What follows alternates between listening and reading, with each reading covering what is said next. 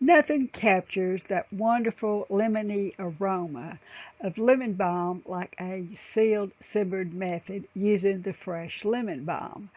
Dried lemon balm just doesn't retain that wonderful aroma like the fresh does.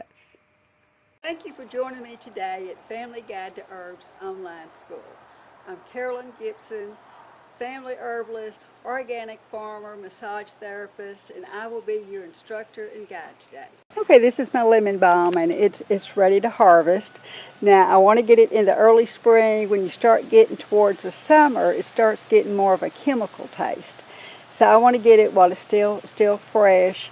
I'm going to take it in, I'm going to wash it, and then I'm going to let it dry wilt overnight. And even though usually I will tell you to herbs are at the strongest when they're just starting to flower, you don't want to do that on lemon balm because it'll have a really chemical taste to it.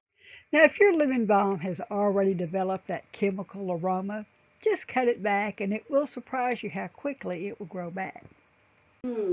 Lemon balm has this wonderful lemony aroma. It's calming, it's uplifting. Matter of fact, lemon balm is known as the gladdening herb. It's also useful for colic, for insomnia. It's especially good for children. Now, I like to use it, I like to make a glycerin tincture out of it versus an alcohol tincture. An alcohol tincture is just you're not going to get that lemony flavor.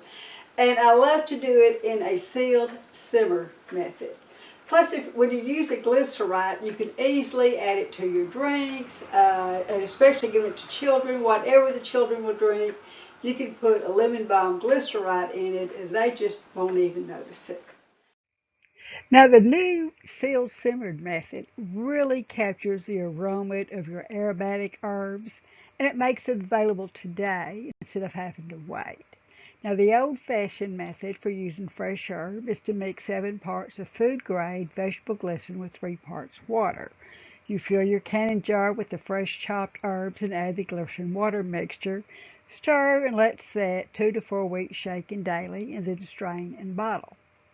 You know, when you're making herbal preparations of any sort, you want to chop up your herbs into the smallest pieces possible so they'll have more area exposed to the extraction, whatever you're using. So I'm going to start off by, now I've already washed this, I set it out overnight to a wilt.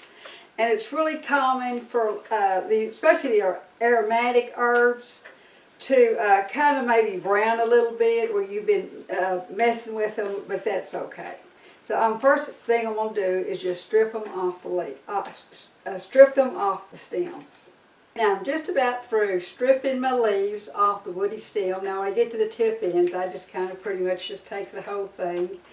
You know, the little leaf stems are okay, and I'm going to chop them up in small pieces. Now I've got other videos that really go into, if you did not want to do this sealed, simmered method of doing a glyceride, I do have other videos showing the old-fashioned way of chopping it up, putting it in glycerin, and letting it set for 3 or 4 weeks. But this has really become my preferred method.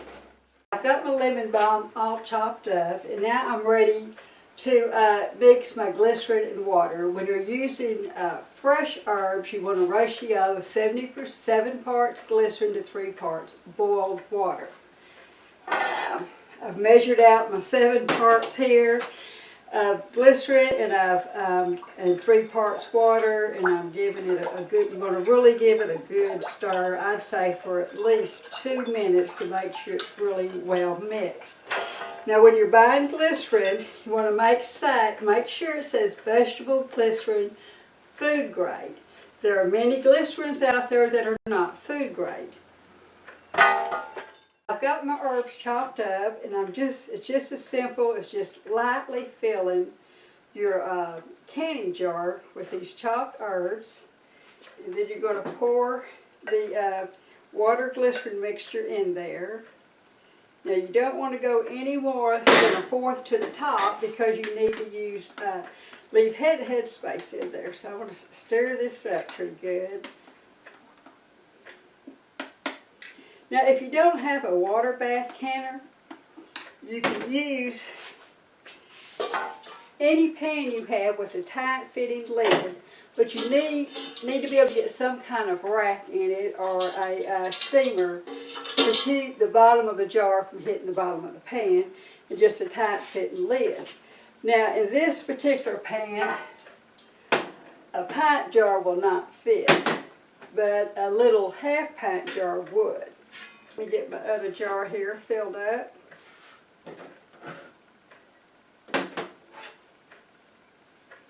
Make sure you have a clean surface, so if you've got to wipe it up like that.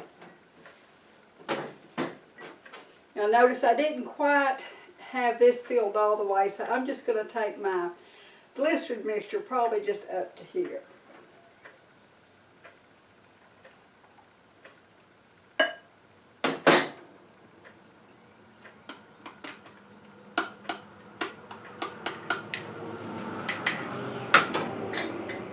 It's just a matter of putting my lid on it.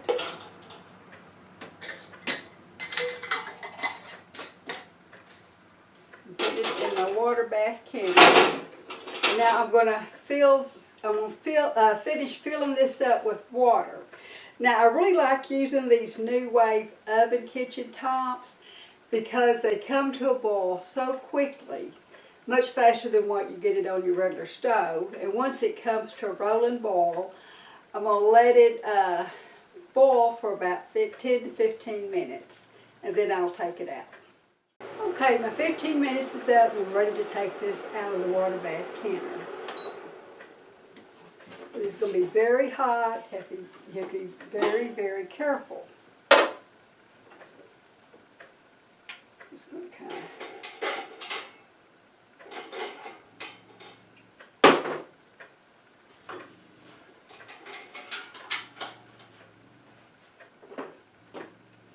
I'm ready to take these out and let them cool off until I'm ready to strain them. Okay, my Lemon Balm Glycerin has cooled off enough to handle. Now it is still slightly warm, but that will make it a little easier to strain.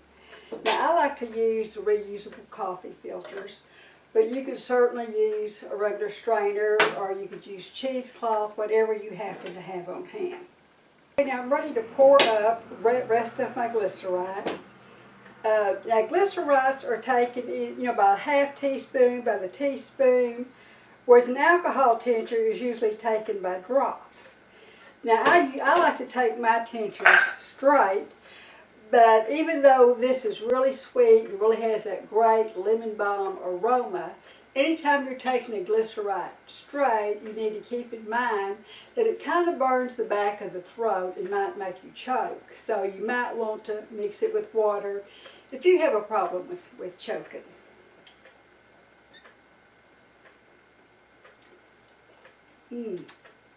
Medicine never tasted so good. Thank you for joining me today. Now if you wish to see more of these videos, like and subscribe to our channel. Leave me comments in the comments section. Now for the last 30 years, all of our income has come off our organic farm here in East Texas.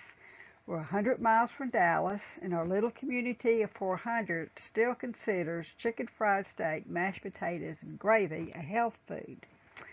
And they just do not understand our lifestyle. They still laugh at what we are doing, especially since our main crop is wheatgrass, which they really have no idea what that is. We need your support by subscribing and liking our channel, and be sure and visit me at FamilyGuideToHerbs.com, your guide to natural homemade remedies. Thank you so much.